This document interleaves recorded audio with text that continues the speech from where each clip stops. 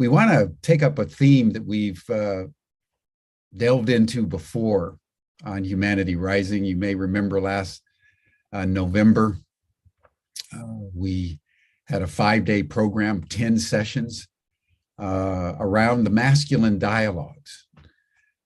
Because as we come to close of the era of patriarchy that has dominated the entire planet since the beginning of the Neolithic Revolution and the Agricultural Revolution,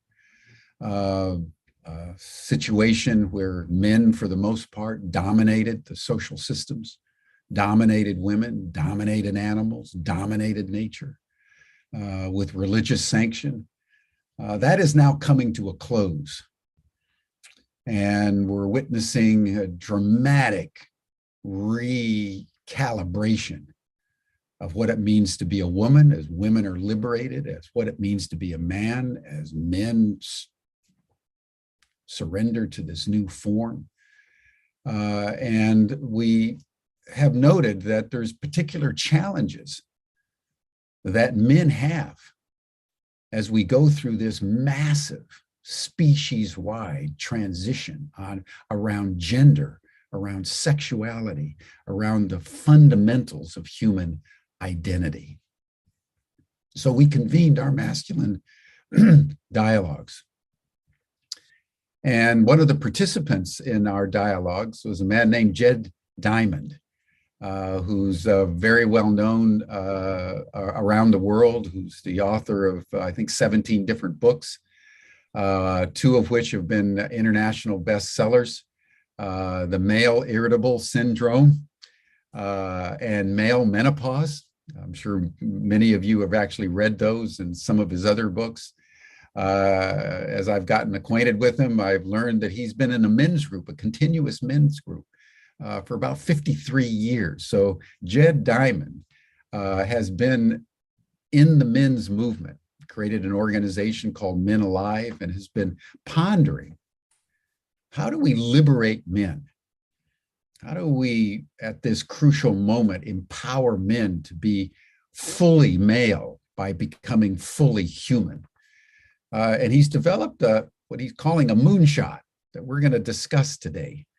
And to join us in this discussion, we will have George Capinelli, who was one of the conveners of the Masculine Dialogues. He's also been convening sessions on Humanity Rising around democracy, around dialogue itself. He's the founder of Age Nation. He's done a lot of work over the years in communication and media and entertainment and in the wisdom traditions. How you power the elders of the world at this crucial time when so much of the focus is on youth. So George and I will dialogue with Jed today around Jed's notion of a moonshot for men, which is very exciting, very simple, very inclusive, and I believe very compelling. So Jed, welcome to the program. We're very excited to hear what you have to say. George, welcome. And Jed, why don't you begin by just telling us your story about how where you grew up, what the nature of your childhood was, and what was your pathway into this fascination with men's issues, such that you've been doing this for over 50 years. That's a seriously long time to be focused on an issue of this fundamental gravitas. But welcome. Well, thank you, Jim. Good to be with you, and good to be with you and George. There's a number of stories that come to mind, and one I hadn't anticipated talking about was stimulated by your introduction and your story about China and the New Year, the Chinese New Year. And it recalled to me a time I was probably 3 years old, and I had just outgrown my baby shoes. You remember those white kind of generic baby shoes that most of us wore at some point? And my mother took me to a shoe store to get some big boy shoes. And I was excited, it's going to be a big boy. And I was amazed when I got to the shoe store and there were all of these shoes in all different colors. I didn't know shoes were made in different colors. And I saw a pair that I loved. They were red Keds. And I sat me down and measured my feet. And that time they put your feet in an X-ray machine, not a good thing to do, but you could see the bones in your toes. And the salesman brought out a box and they opened it up and I looked in and I was crestfallen. They were blue, not red.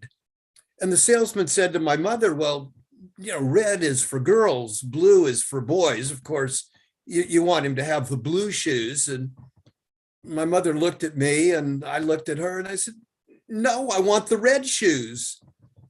And the salesman said, oh, we don't want the boy getting off on the wrong foot, blue, right? We want to get him in the, and my mother, bless her heart, she said, get the boy what he wants. And he went back, brought out the red Keds, and I danced out of the shoe store with my mother. And it was really my first, my first recognition that one, you got to speak your truth about what you really want, not what others tell you is supposed to be what you want or way men are supposed to be.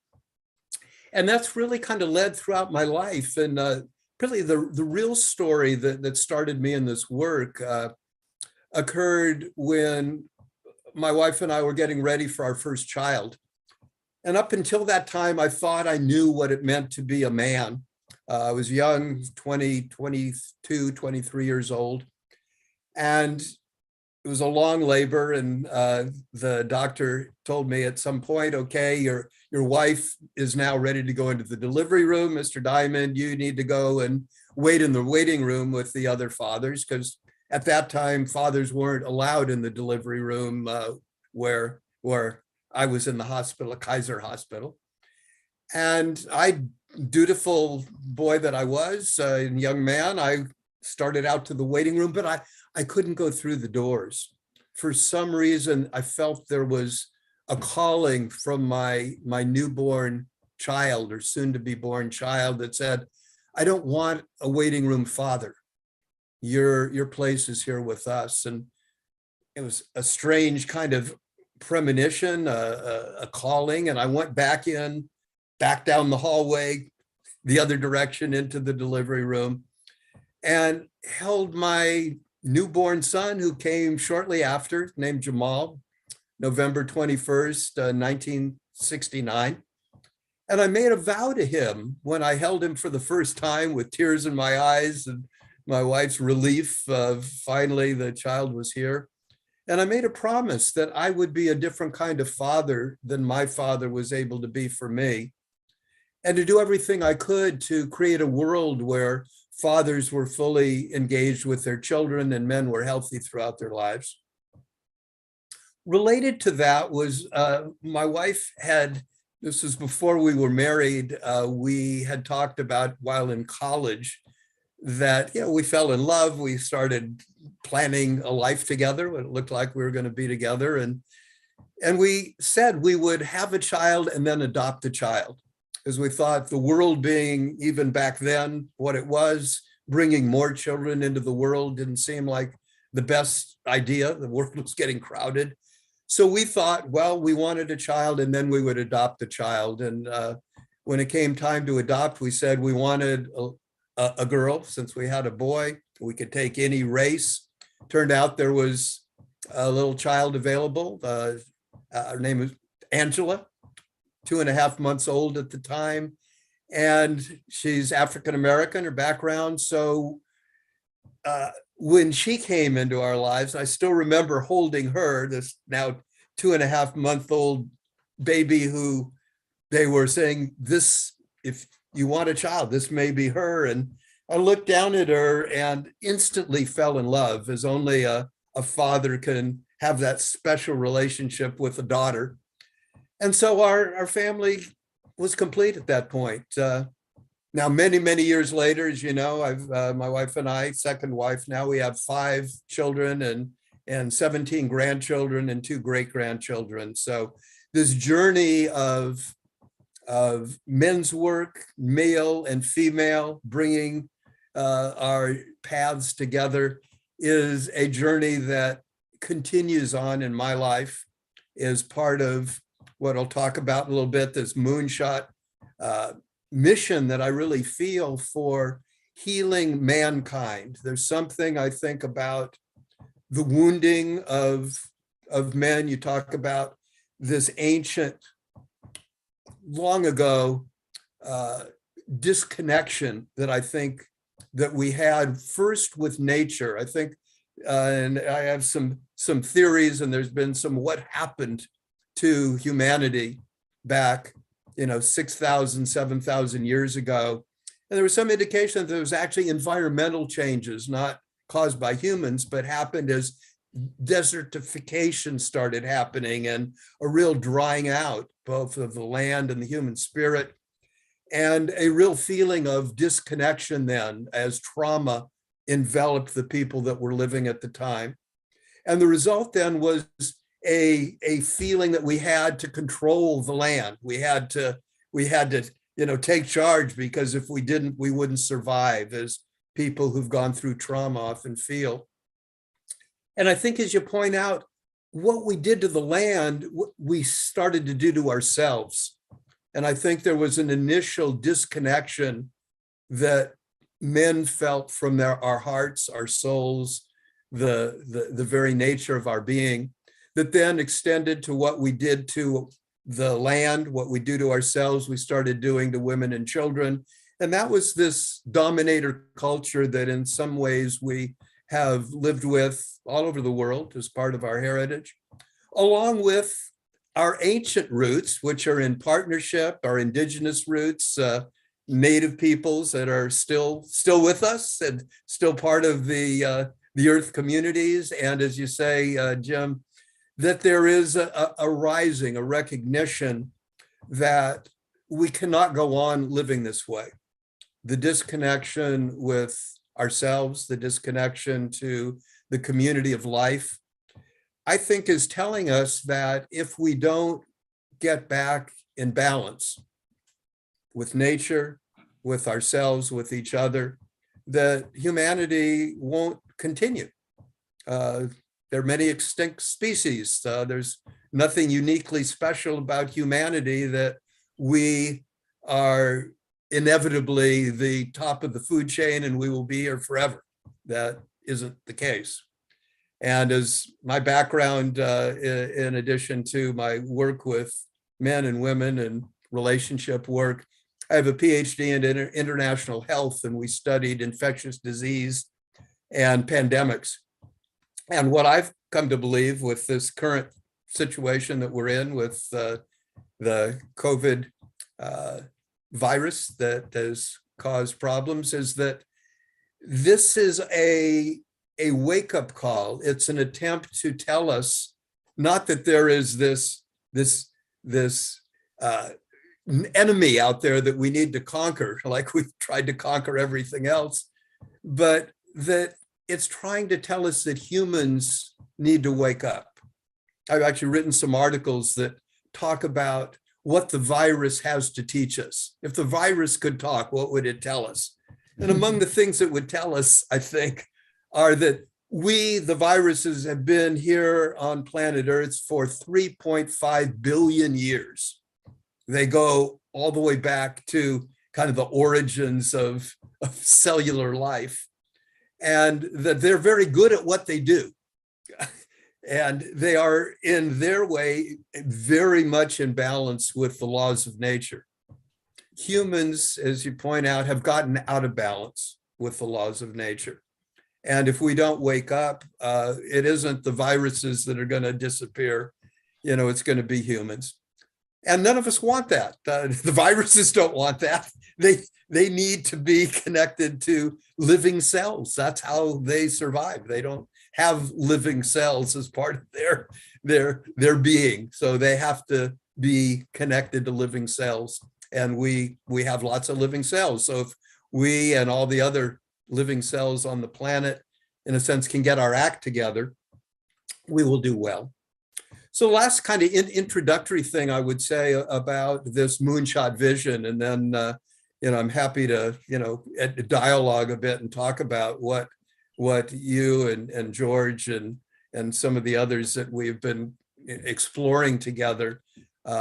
Why men? Why are men important, and why do I think that a moonshot mission for mankind, and by that I really mean the male part of the species, is not only good for men, and not only is going to help keep more men alive who are dying and getting sicker and dying off, but what's good for mankind is going to be good for women and children and humanity, at least under the vision that I have. And so I want to take you back to two colleagues of mine that I've known and worked with for some years. Their background is in evolutionary biology and psychology. And I want to just give you a little information about a study that they did. Their name is Dr. Daniel J. Kruger and Randolph Nesse. One is an MD, one is a PhD. And they did a study that looked at the longevity and how long men and women lived in 20 different cultures.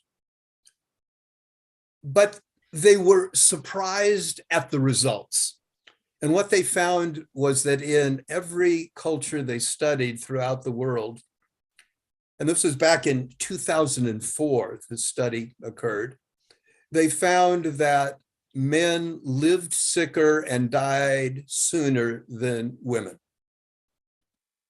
Lived sicker and died sooner than women, every culture. And that stunned them.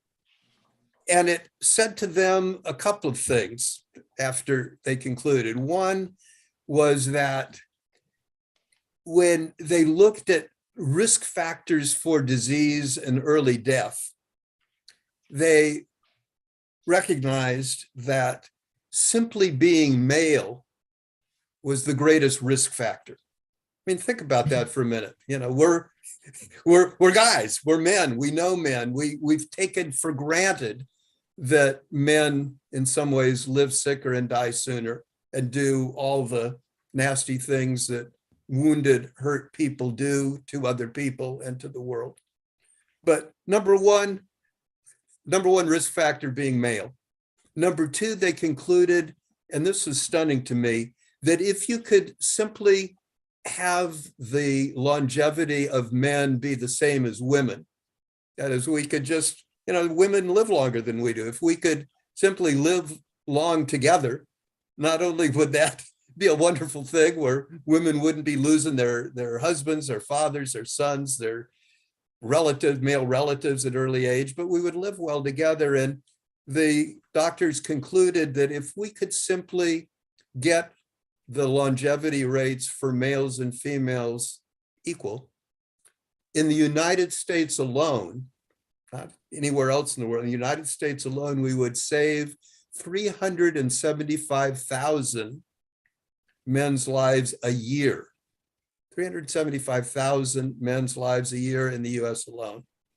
And remember, these are a study of cultures all over the world. So this isn't just the US, we could do this. And the third thing they said, that if you could, again, get male mortality the same as females, you would save 1/3, listen to this, 1/3 of male lives under the age of 50. Because so many young men do things that end their lives early. 1/3 of male lives under the age of 50. And older men beyond 50, which is us, would live longer and healthier lives as well. And they finally concluded, and this is kind of what stimulated this moonshot idea, if you could do this, and it's not like a huge change in technology, a huge change in some radical discovery of something that we have no idea what it is. We know how to do this. We know how to, create healthier lifestyles. We know how to do this. They said if you could do that, you would do more good than curing cancer. Think about that. You do more good. This was their conclusion. You would do more good than curing cancer. Now, they thought when their study came out 18 years ago now, that governments would pick this up and go, wow, I mean, here's something that we can do. Here's something that we know how to do. Here's something that the science and the technology tells us is possible. There's a lot of things we don't know how to do. Things that we have created in the world, global climate change, conflict with governments, ecological disasters, all the things that we know are the consequence of some of what we've been doing in the world, but we don't know how to fix that. We know how to fix this.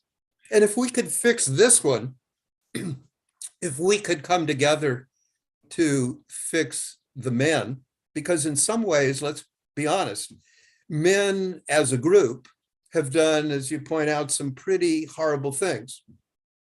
We also, I think, are the canaries in the coal mine. Men die sooner from every major disease. Suicide levels of males are 3 to 18 times higher than they are for females at the same age. So at every age you talk about guys like us that have the gray hair in our 60s, 70s, I'm 78. The suicide rate for guys like us is 6 to 7 times higher than it is for women of the same age who, have some of the similar, depression and problems that affect women like they do men. And as I'm getting close to 80, this statistic is right in my face, that the suicide rate for males 80 and above is 17 times higher than it is for women 80 and above. No. 17 times higher. So it's telling us and telling me that not only are we living sicker, but there is a sense of hopelessness. Suicide is probably the ultimate statement that says, it's hopeless. I don't want to be here. It's too painful. I can't take it anymore. The best thing I could do for my family or people is to get me out of here. And I think there's a kind of hopelessness in the culture that's, in a sense, saying, I give up, humans. I don't think we're here. We ought to be here. Maybe if you take us off the playing field, the rest of the life on Earth would be better. That's a horrible view of who we are and what we can be. So here's the deal. My Moonshot mission is to take this very simple idea of men living as long as women and bringing together as many organizations, as many individuals, as many passionate people who believe this and put into action the kinds of practices that I've been doing for the last, now 53 years. You mentioned men's groups. I think men coming together to support each other, to do our own healing. I've been in a men's group that's been, as you point out, meeting regularly now for 42 years. My wife, Carlin, says that one of the reasons she believes we've had a successful 41-year, now going on 42-year marriage is that I've been in a men's group that's been meeting for 42, going on 43 years now. So the community that needs to happen to do this and bring this about, and the community that needs to be together virtually as we're doing today, in live ways as we know in our own communities and our own world. This is, I believe, a hope that one is something that everybody can get behind. And it's something that brings men and women together. It brings, I think, every variation of political party that seems to be in conflict. Say, how about if we just thought of, you mentioned our ancestors and our ones to be, the ancestors that we will be for the future, and said, how about it? This is the time. What are we waiting for?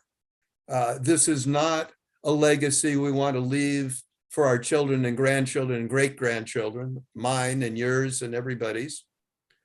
And we can do this. This is something that's fun. It engages me, you know. I get up in the morning going, great, what can we do together to, you know, bring us this new way, this new opportunity, this new joy of creating together a world that we all want. It's not like you ask anybody and say, no, I want the world where we are fighting each other and we're in conflict and we're getting ready for the next war and we're dying sooner and living sicker. You know, that's not the world we want. So this is my calling, my commitment that I certainly made when my kids came into the world.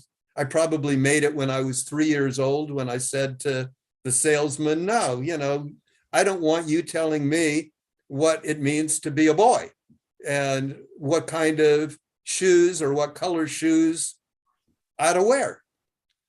And just one final thing I would say to you, if you think all this, you know, male, you know, living in a limited structure is not still going on, just do a little Google search on red kids, and you will see 100, 1,000 pictures of females wearing kids, but you won't see very many men.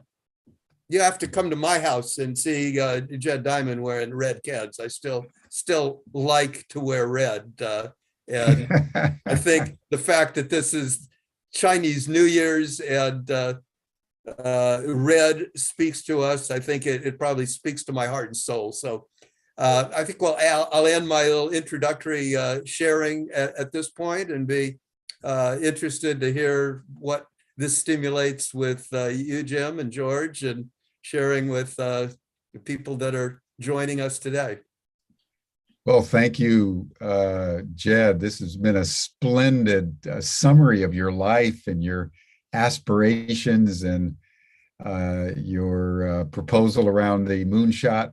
We'll go into it more deeply, but first, George, what do you make of all this? Well, clearly, Jed, Jim and I agree significantly with much that you have said, and most importantly, with the substantial need that exists for men all over the world to be able to change some of the aspects of their lives, to live healthier, wiser, more productive existences, and not just productive from the standpoint of what we think of in contemporary society, but productive in relationships and well-being and involvement with community and with each other.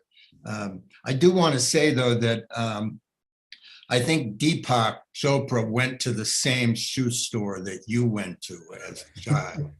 And so if you're ever looking to do a red kid commercial, he's a partner from the word go. You know? Ah, good. And but there were several things you said that I want to dig in a little bit on. This study by Kruger and Nessie, you referenced. One, it was a period of time ago, but I wonder, just thinking about my own life and the things that I have done that have impacted who I am on a physical level and an emotional level. I think about in the past as well, men who died younger also were warriors. They were far more physically engaged in hunting and the physical activities of the world. And I know that as I have aged, the years that I was a young athlete and doing a variety of things have certainly left some of their imprint on me. So I don't know how much the physical aspect of being a male has played a role in the longevity aspects of being a male. But I think no one, Jed, can dispute. There's that old statement that as people age, women sell real estate and men grow roses. And in some ways, I think it speaks to the fact that we are, as a gender, we grow more and more isolated. And as you know from all your men's work, one of the things that rescues us from that is our communion with other men. But that's not true for the majority of people. For years, I did a lot of major consulting in the private sector and the public sector. And I think the loneliest people in the world are the people in leadership positions. They have, the pack is chasing them from below, and their competitors are chasing them from without. So it's sad and troubling that the people who lead many of our organizations, who lead many of our institutions and in government, by and large, are dramatically isolated human beings. I'd like to know a little bit more. I noticed that my screen is dark. Maybe it's just anyway. So I'm just checking. You're good. You're good. No, George, you're okay. You're broadcasting. Okay. No, I saw Jed's screen go dark, and I wasn't sure what was going on. Anyway, I'd like us to talk about, what are some of the major areas of a man's life, not just our diet, not just the typical adjustments we can make physically to improve our well-being, but what are some of the other things that need to happen in the moonshot, in your opinion, Jed, to make a difference in the quality and the longevity of a man's life? Well, let me start with just picking up on something you just said, George. It reminded me, you talk about the disconnection and the loneliness of men at the top, men in leadership positions. And I think we can, see this at all levels. And it reminds me, there's a study and a book by a researcher named Thomas Joyner. He wrote a book called Lonely at the Top. And he looked at, he described his own father and his father's suicide as a man at the top who seemed to have it all and then ended up taking his own life. And in the book, he talked about the disconnection that so many men feel, but we don't even know that we feel it because we've been conditioned often from childhood to, I call it being caught up in the man box. I wrote a book called 12 Rules for Good Men. And I talk about the man box culture, these restrictions that we grow up with saying, that we need to be the guy that handles it all himself, the Lone Ranger, the lone cowboy, idea. And Thomas Joyner, saw that in action in his own family, in his own life. I saw it in my own life. My father, who was a lone guy who, thought he could handle it himself.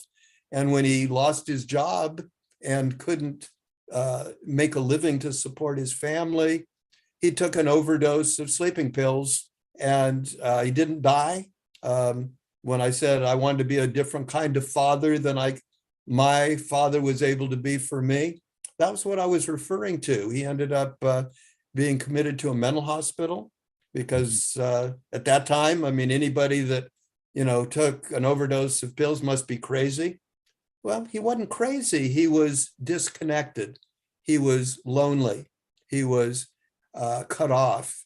And I'll just read you this. This was from Thomas Joyner. I wrote a note to myself about his experience, and he quoted a man who, in fact, had died, and what he said of, they called it a post-mortem of this man, could have been my father, many others. He said he did not have friends. He did not feel comfortable with other men. He did not trust doctors, and he would not seek help, even though he is aware that he needed it. This is probably the core when I say, what would we do in this moonshot vision? One is we would increase and bring men together, because when, I said I've been in a men's group for 42 years. I've helped hundreds of men's groups form, thousands through organizations that I've been part of.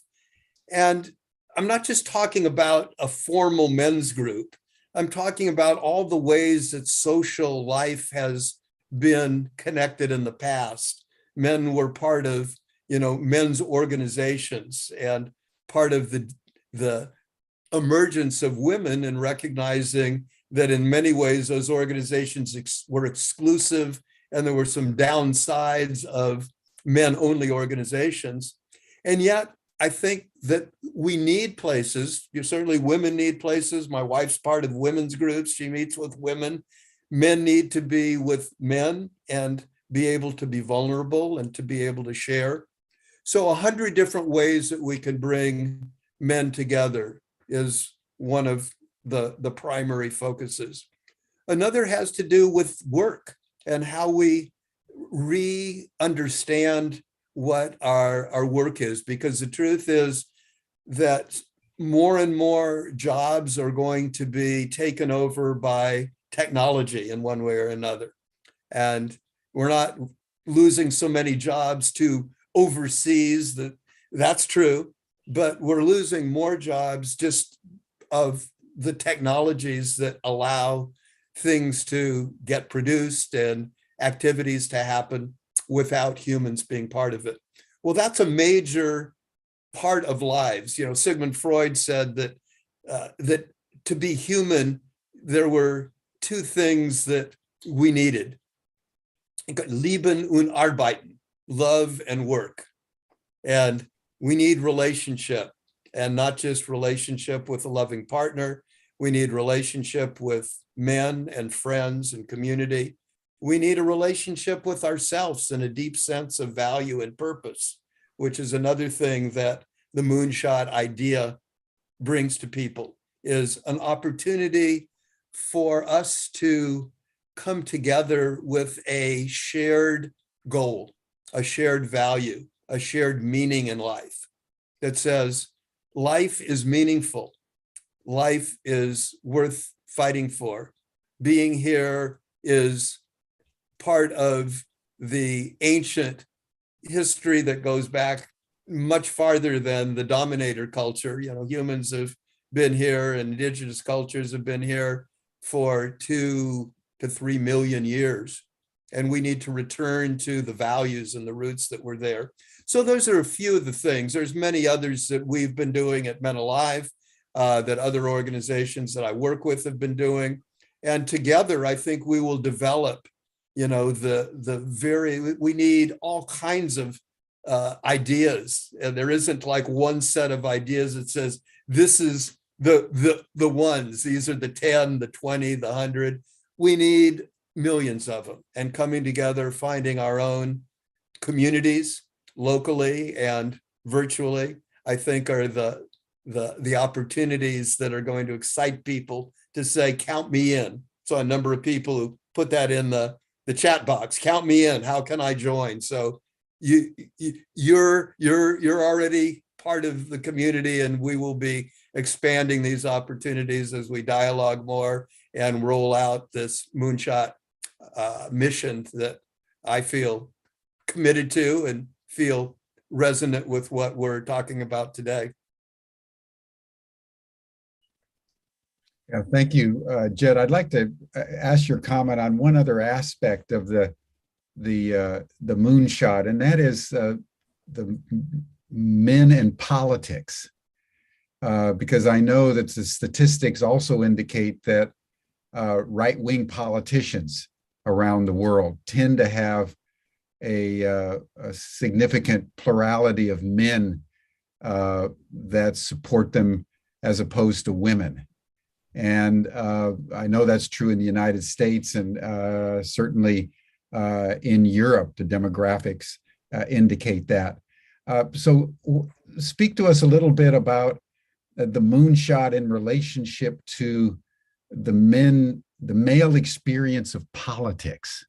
Because I think in the world today, the politics of extremism and the politics of authoritarianism are particularly acute. Well, they are, and there's a reason why they're acute and getting more and more prevalent, and not just in the United States, but throughout the world. I think on a very primal and basic level, it is a reflection of two things. First is the woundedness that is part of the male experience. When I do studies clinically and just work with people as a clinician, what we find is that there have been studies that have been going on now for 20 or 30 years that address what are called adverse childhood experiences, or ACEs, which are basically ways in which we have, most of us to some degree, have had trauma in our growing up. That has included violence in homes, physical or emotional violence. It includes poverty, where people don't have enough to eat and suffer from those. It includes absent fathers who are physically or emotionally absent from their families, as was true in mine. And what we've learned is that when you grow up in families like those, you suffer physically. We know that when you look at all the diseases, that they have roots in trauma, whether it's heart disease, whether it's anxiety, depression, emotional disease, they correlate with increases of numbers of adverse childhood experience, or ACEs. The more you have, the more likely it is you're going to have difficulty.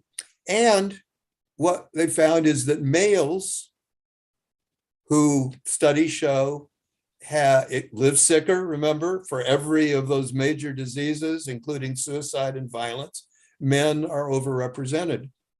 So men who are overrepresented are going to then express that in the political system, in the political world, as well as in families. So it's not surprising that we have this increase in political violence, because we have wounded men who are elevated to a position where they are speaking to other wounded men and women. It's not just men. And the second related reason is that fear is part of what drives the anger and that feeling of, I have to control things. And the truth is, we live at a time where major problems are not getting solved.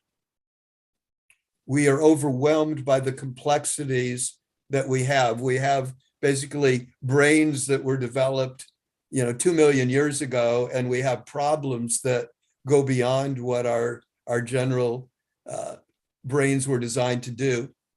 So the complexity overwhelms us, the fears increase. We feel that the only way to solve them is to simplify. And one of the ways you simplify the world is dividing it into us and them. We're the good guys and they're the bad guys, and that's all I need to know. Social media and all the major kind of media also changes the way our brains function. As many of us know, that the business model of major corporate media and social media is to create information that conflicts. That conflict sells, conflict gets more views. And so what people see when they go on social media, which they're not even aware, is they think they're getting information. The truth is they're getting controlled by behind the scenes culture that makes money on conflict. So when you have those factors coming together, you have mostly male stimulated conflict between our guys want to get their guys. And that's been an ancient dominator idea, because the truth is men have been fighting each other. You know, the people that we get afraid of are other guys that are going to steal our land, our women, our resources. So this is change that is not difficult to understand once we get below the surface, and they can be fixed. They can be fixed at the grassroots level. We can, as we heal men, we're going to have better relationships with women. We're going to have better politicians. We're going to have better fathers. We're going to have better partners. And there's no simple way to do it. Getting the right party in power and getting the other party out of power isn't going to solve the problem. It may be something that we want to do in the short run, but we want to be able to have a country that works. And the only way I think we have a country that works, or at least one way, is to get men who work healthy, happy, and men that work healthy and happy. We know how to do that.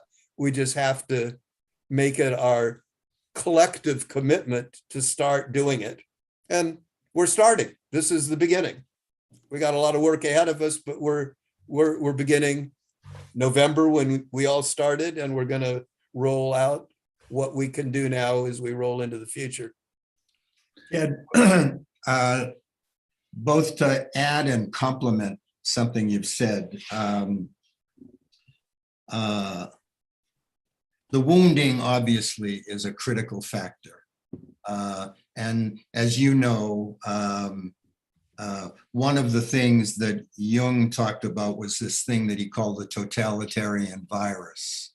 And then, as we've talked about in other programs, the Algonquin and the Ojibwe and the Cree all had a term called Wetiko or something like it. Right. That talked about this virus that occupies people, a virus of the mind, a kind of disease of the soul.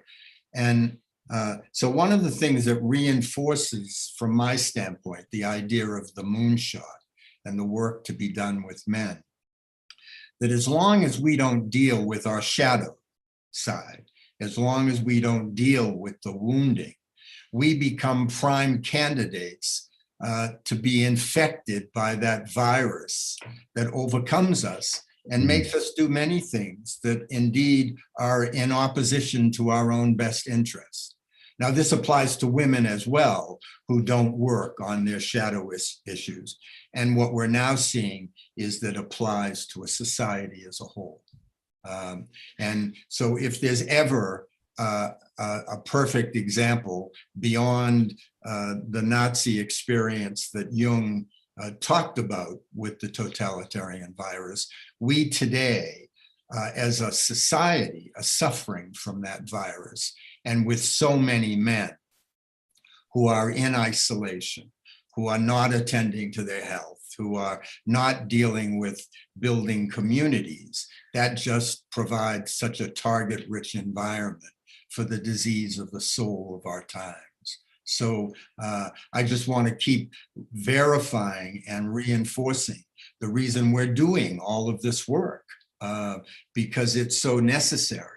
And with so many men at the helm still, unfortunately, in so many industries and institutions, and as Jim points out, especially in the political sector. I mean, walk into negotiations in any corporation, walk into negotiations amongst world leaders And what do you find present but men who haven't dealt with their shadows that then perpetuate the problem on humanity as a whole? So I think it's an outstanding point, a great question, Jim, because we certainly need at this time to reframe the political structure if we're going to survive on so many different levels. Well, it reminds me, I'll just build on what you just said, both of you, that I quote a comedian who had talked about the difference between, there's a joke, but I think it speaks to a deeper truth. She said, when women get depressed or down, they either overeat or go shopping. Men invade another country. And I think there's that truth. There is something that is unique about the male experience and the craziness, the wetico, the mind virus that infects males, that creates an outward way of conflicting and not dealing with our shadow, not dealing with our woundedness, which I think is the source of the shadow. And so we don't heal it by, in a sense, getting a bigger bat, a bigger gun, a bigger, army, a bigger, a bigger group of men to get those guys. It gets healed, I think, in small, intimate surroundings of healing, where we can own, the kind of wounding we had, the absent fathers, the abusive fathers, the mothers that weren't there, the mothers that were, in my case, my mother grew up with an absent father. She never dealt with her own wounding. So she married men that were hurtful and abusive because she never dealt with her own wounds.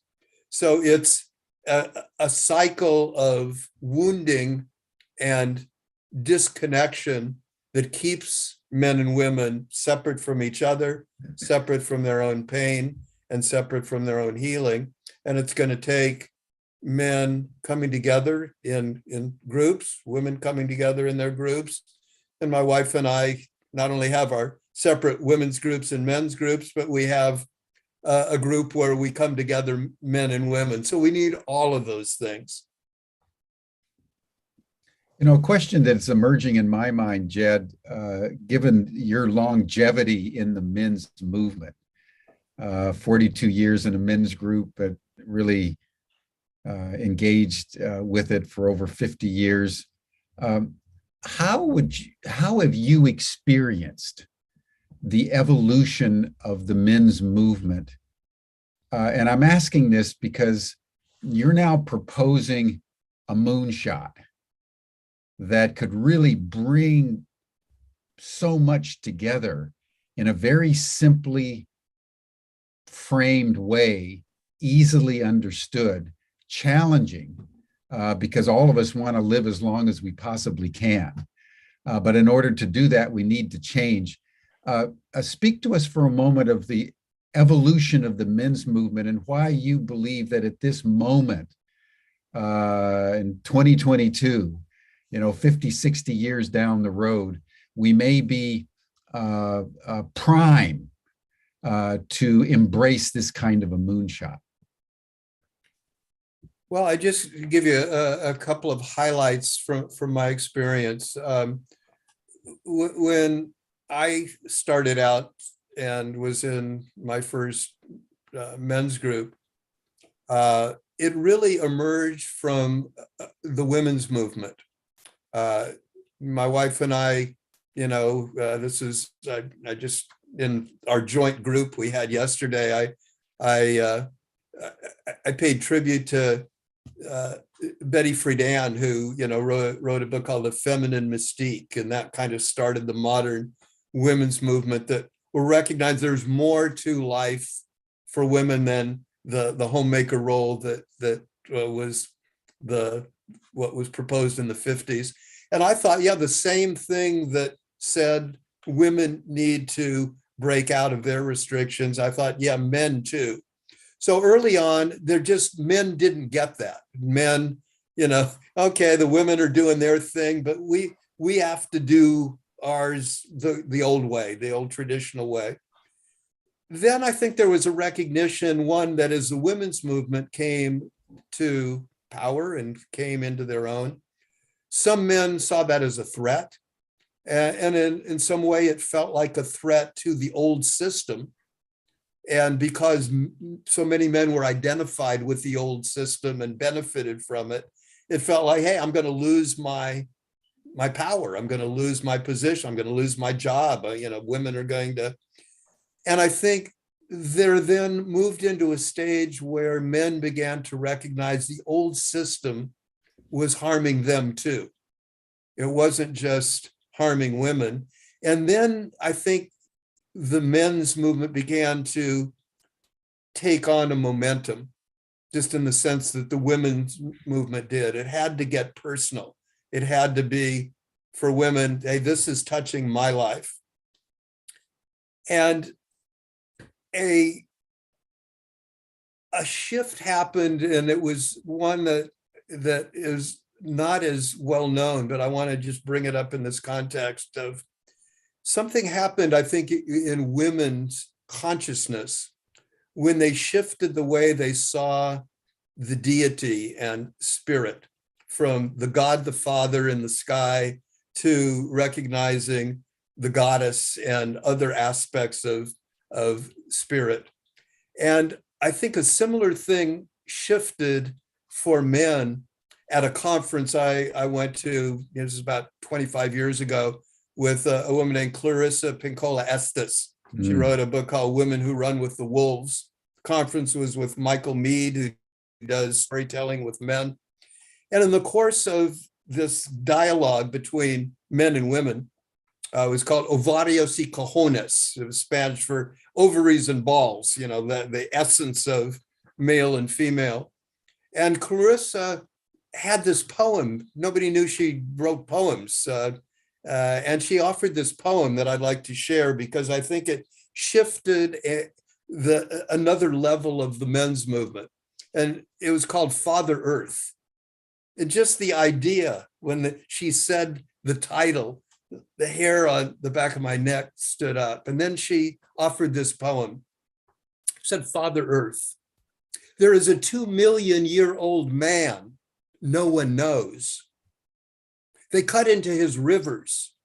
They peeled wide pieces of hide from his legs. They left scorch marks on his buttocks. He did not cry out. No matter what they did to him, he did not cry out. He held firm. And now he raises his stabbed hands and whispers that we can heal him yet. We begin the rolls of gauze, the gut, the suture, the grafts. Slowly, carefully, we turn his body face up. And underneath him, the old woman, his lover, is perfect and unmarked. He has laid upon his 2-million-year-old lover all this time, protecting her with his old back, with his old scarred back. And the soil beneath her is fertile and black with her tears. Father Earth, Clarissa Pinkola Estes. Whoa. I think there's heard that. multiple levels of meaning in all of that. Clarissa and I have been friends and colleagues since that time, and she appreciates that I share the poem. And it to me recognizes a whole different level of male consciousness that I think is shifting, of a male connection to our roots, to the earth, and a different way in which men have been perceived. I know George talked about this, of this negative view that so many men have of themselves and women have of men, that we're the killers, the destroyers, and it now recognizes that also men are the wounded. We've been stabbed in our hearts and our hands and our souls. and have also been the protectors in many ways to women and the earth. And the call is to come together. So that's another level at which the male consciousness has shifted. And I think with it, there's a feeling of women finally recognizing, men can be allies. Men can be part of this movement. Men don't have to be the ones that we have to guard ourselves against. And I think men are recognizing, you know what? It's time. It's time to let go of the power over that harms women, children, and ourselves. And there is now a wide level of experience of men coming together and men healing, and a recognition that Father Earth is afoot again. This is an ancient, archetype that has been part of our heritage for a long time, but it's now coming into the open. These stories are being shared more. So I think that's what I see as the evolution of male consciousness, the evolution of the male spirit and the men's movement that I think is on the brink now of blossoming. George, what do you make of all this? Because you've been in the men's movement for many, many years as well. How have you experienced the evolution of the men's movement, and how would you describe the potential of the current moment? Well, I think, first of all, Jed, thank you. Yes. That Clarissa Pinkola Estes, no man could have said that, and brought that powerful understanding. Jim, to answer your question, I've watched this evolution and felt this evolution happening. And there was that period, and there's no doubt. I mean, I have a book called A Man Is, and it came literally, the juice for it came out of the night I sat in a theater and listened to three actresses deliver the vagina monologues, and realized how silent and set aside men had become, how out of touch we had become. But as I watched that evolution, when Michael Mead and James Hillman and Robert Bly began to try to create an external, shine an external light and create a new kind of national men's movement, what was interesting to me at the time was the amount of criticism that was heaped upon them by women who were somehow offended by what they called men going out into the woods and playing drums and chanting and all of that kind of thing. I remember reading in women's magazines the amount of contempt that was expressed for that kind of approach and attitude. And so to see where now this movement has come, and Michael, who was one of those three, as you know, speaks about the fact that he feels like the men's movement got caught in some elements and perspectives, but now is finding new purpose. And one of the things he talks about is man in relationship to himself, not just man in relationship to women. And that's obviously one of the things that we talked about in the November dialogues. So I think that what Jed has described about how perfect the time is that we're in, not to mention the fact that this is a time of what you have called code red, Jim, where men have to change. We have to, if humanity is to be saved in a relatively short window, we have a hell of a lot of work to do to reorient, to re-heal, to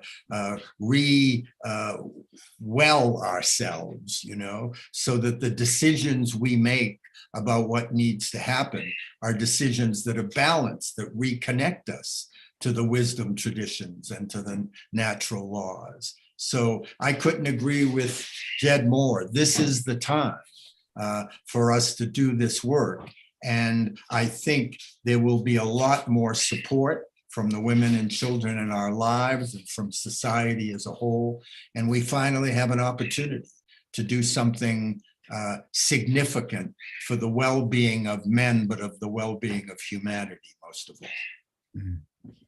Well, thank you, George. And in that spirit, Jed, let me broach another issue that I think is just coming up in the chat from Jude Asfer. She's quoting Sam Keen, who I'm sure is well known to you, who has said that the trouble with men is that when men open our flies, our brains fall out. And I'd love to have your comment, and yours too, George, of the sexual dimension of all this, because men as sexual predators has been is still with us. I mean, we see it in the Me Too movement. There's something about male sexuality that has become completely skewed, but has been so painfully experienced by so many women around the world. And so I'm just wondering, George, as you think of your Moonshot, what would you say about the transformation of male sexuality in relationship to the Moonshot in which men need to engage? Let me start this way. I have a memory of a person that I met when I wrote my first book. It's called Inside Out: Becoming My Own Man. And in there, I talked about being circumcised as a baby, like many of us were. And I had attended a conference that was set up by a woman to look at the time, female genital mutilation or female circumcision that had gone on and still goes on in some parts of the world. And she was a woman from Africa and Egypt, and had talked about the recognition that she had that male circumcision, which she thought was very different than what anything that women went through, and it is different. But she said when she actually attended a circumcision and she heard the screams of the male baby being circumcised, still, I feel it. She said it was the same scream that she as a little girl had let out and had heard when women had their clitorises removed and sewn up, and the kind of genital mutilation that women had experienced. So in some way, what I think we need to recognize is that the kind of male sexuality that happens and is part of the dominator societies, that it's one of the first places that the wounds happen. Because when you are cut off from yourself, the core of ourself in a way is our sexuality. That's how we came into being. We all got birthed by, a sexual encounter. And so I think the focus needs to be, if we're going to heal, is to recognize, and I'll be blunt and honest about this, is that sexual abuse and other kinds of abuse exists, clearly has and continues. The kind of sexual predation that is captured in the Me Too movement of men who have abused women needs to end. But the truth is, I believe, as a clinician and as a researcher, is that I don't think you will find many actual cases of sexual abuse or predation that didn't have some experience early in those persons' lives of having themselves been abused in some way. Mm. It doesn't just happen. It isn't because bad people all of a sudden decide to sexually molest children or women or other men or boys. It really comes from wounding. It really comes from what happened. And often the thing that you don't hear from men until you get into small groups or into therapy is what happened to the men, the abuse, the rapes, the sexual abuse that we're told don't talk about. I mean, women grew up, you don't talk about it for certain reasons. Men, even more than women, have been hiding the reality of male sexual abuse that they went through. And until we heal male sexual abuse, we're not going to be able to heal the abuse that happens if it isn't healed, that often gets perpetrated on others. In the same way, we recognize that women who abuse others, often at the root, they had been abused somewhere earlier in their life. The women that harm other people, we recognize that, we understand it.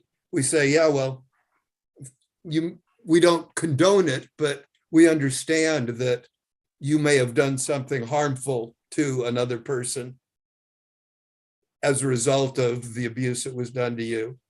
We need to recognize that abuse happens with men. We need to talk about it. Men need to talk about what happened to them. We are talking about it more, but I think that's where it needs to start. And that's where it's part of this whole healing tradition that I'm part of, that we're part of, that we recognize. And that kind of healing heals not only our own bodies and souls, but it heals humanity. Beautifully put. Beautifully put, Jed. Thank you.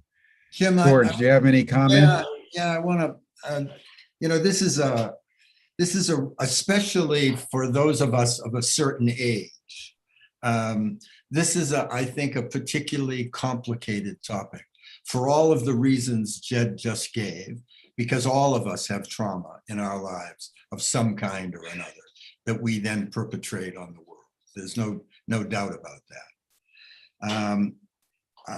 In regard to the sexual piece in particular, when I see what happens, both because of men as perpetrators in our society, but also the reaction that society has, I think about two things.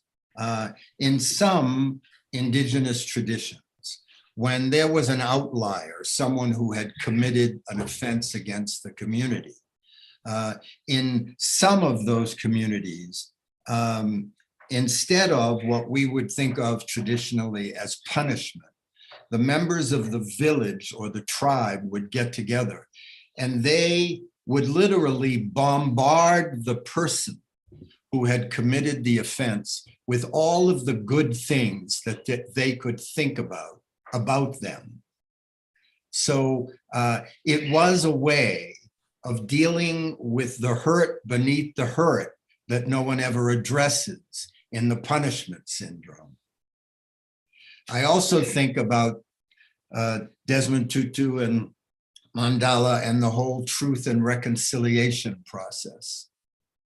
Now, by comparison, when I think of the reactivity we have in our society and the way that we punish and isolate and send people off to prison with no ability to heal the original wounds that perpetrated the crime, I think about what would happen in a society. I wonder, when I watch the vitriol that comes up, rightly so, when an individual, when a man is accused of being a perpetrator and a criminal when it comes to his abuse of women, I wonder what would happen if that kind of bombardment could occur, like in The Village, that somehow or another we could deal with the crime beneath the crime. And we could also recognize that those of us who have this kind of hair, like you and Jed and I, and who have been alive a long time, we have watched and experienced such a dramatic shift in the rules that exist in regard to communication between the genders. When I think of the way the rules were when I was young, growing up, and the rules are today, they're so dramatically different. And so there should be some level of understanding, not as an excuse, not as a justification, but someplace society should recognize the enormous transition that's happened and the amount of education and understanding and healing that takes place to get that disease of domination out of our culture. So for women who are listening, I just ask you to also take into consideration not only what Jed said about the physical wounding that happens to young men, just like mutilation, sexual mutilation happens to women, but take into consideration that you as allies can help men in this transition rather than simply criticizing and heaping abuse upon us.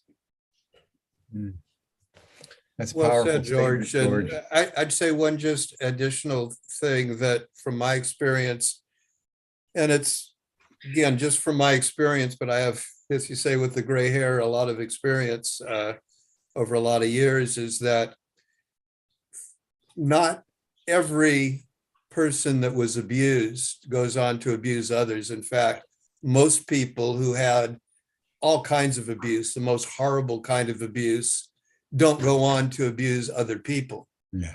They often take it out on themselves and they harm themselves, not necessarily others.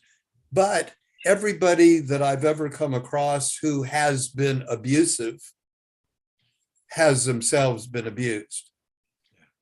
And so it ties in with both sides of that. We need to recognize the humanity of that. And if it was a man, the little boy or the young man, or whenever he was abused, and give him the goodness that he didn't get.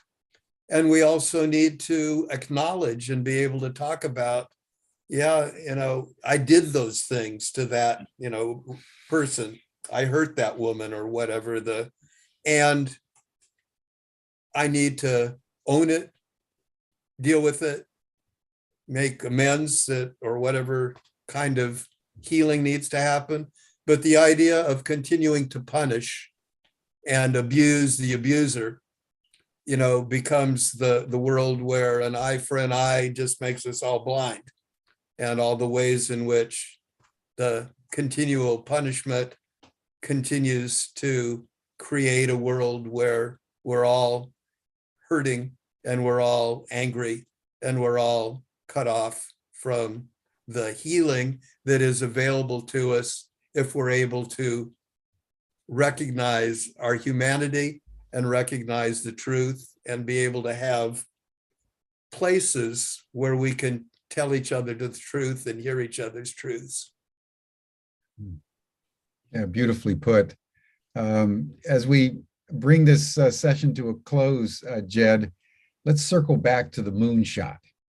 And given the complexities that we've been considering about how challenging it is for any of us to change, women as well as men, but particularly in this session, we're dwelling on the challenges to the transformation of the male. And yet we know that if we focalize it around just solving the longevity issue, what would be the changes that men would have to undergo just to get equal to where the women are? We're opening up a beautiful panoply of possibilities. So as you think about it, remembering that the moonshot that Kennedy articulated took 10 years for the country to build the technology to actually put a man on the moon. As you think about the moonshot, what would be some of the initial milestones? I mean, where would you begin your implementation of a global moonshot around men's longevity and the transformation of heart, soul, and body required for that? Well, I think my experience is anything good that happens in the world needs a champion.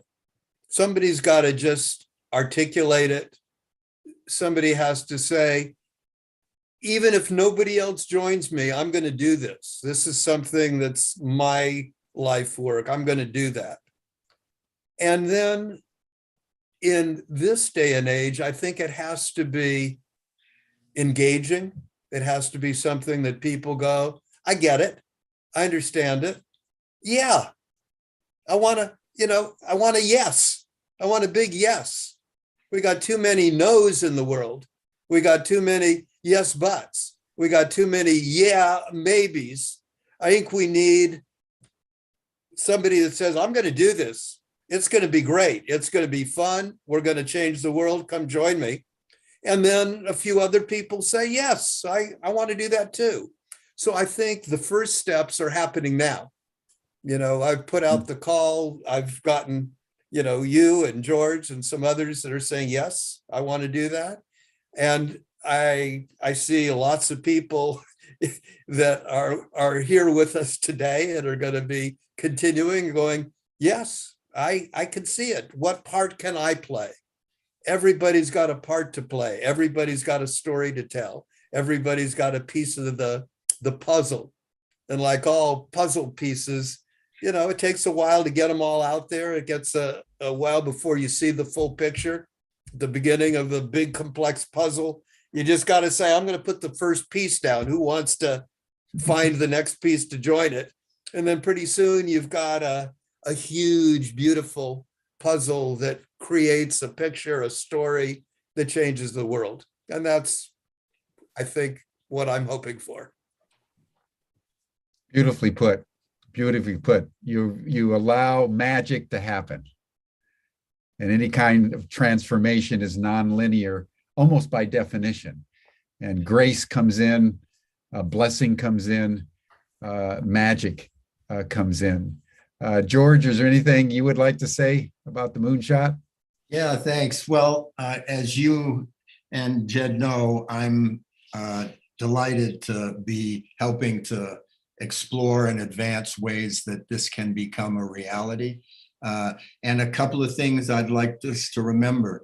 In terms of the original moonshot, a lot of the technology did not exist. The blessing we have is that a lot of the technology, a lot of the understanding, thanks to the journeys women have taken through the women's movement and advances in science and medicine and understanding, a lot of the technology is here. So we don't have to wait for it to be developed in order to implement it. A second thing is we don't have the time. We don't have decades in order to create the kinds of changes we're talking about. Most astute scientists and people that are looking at where we are relative to where we need to be talk about a decade or less.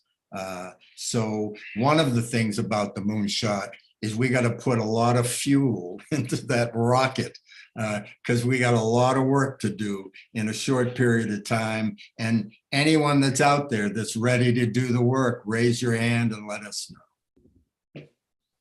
Thank you, George, for that reminder. You know, we're in a situation globally of multiple code reds.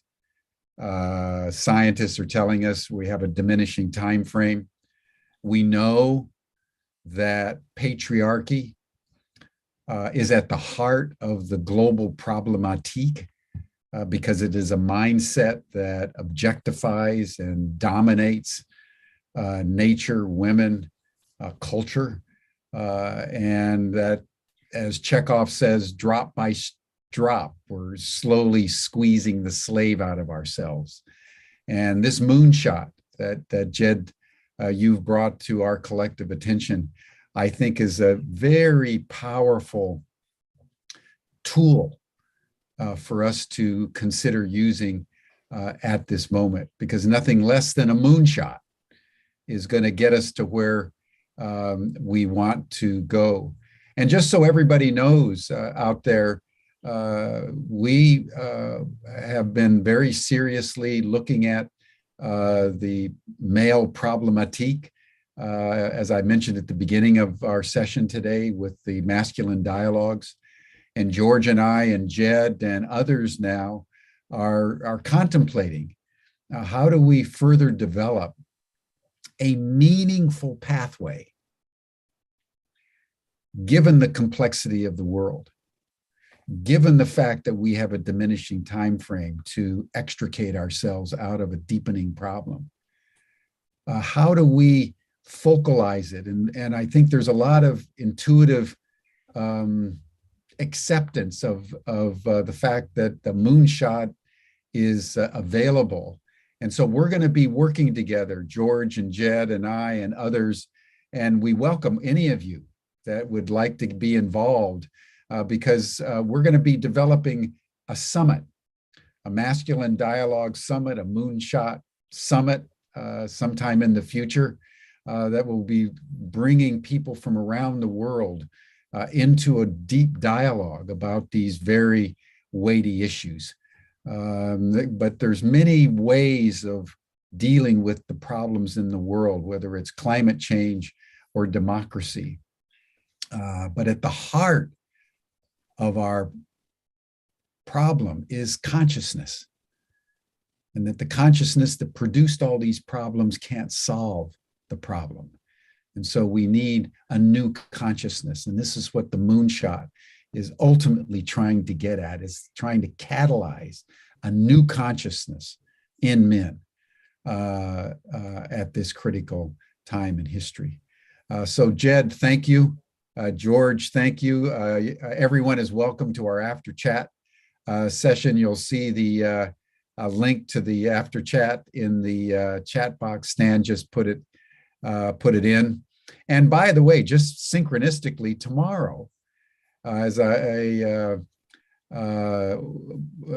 received in your weekly report, tomorrow we're looking at India. And we're going to be talking with Vandana Shiva around why 350,000 farmers, almost 100% men, have committed suicide in the last 20 years.